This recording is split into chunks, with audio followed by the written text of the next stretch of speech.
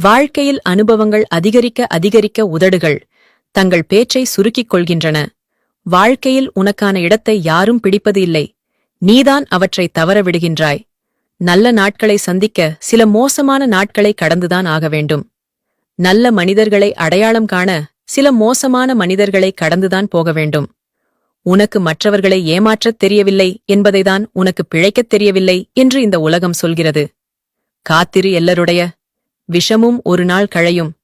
தொடக்கத்தில் தெரிந்து கொள்ள முடியாத அனைத்தையும் பழக்கத்தில் தெரிந்து கொள்ளலாம். யார் எப்படிப்பட்டவர் என்று. சிலரின் நிராகரிப்புகளை ஏற்றுக்கொள்.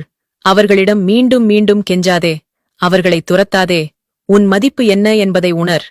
உன்னை வளமாக்கு, எல்லா நலமாகும். உங்களை வேண்டாம் என்கின்ற இடத்தை விட்டு வெளியே வந்து விடுங்கள். இல்லையேல் முதலில் அவமதிப்பார்கள், அடுத்து வெறுப்பார்கள்.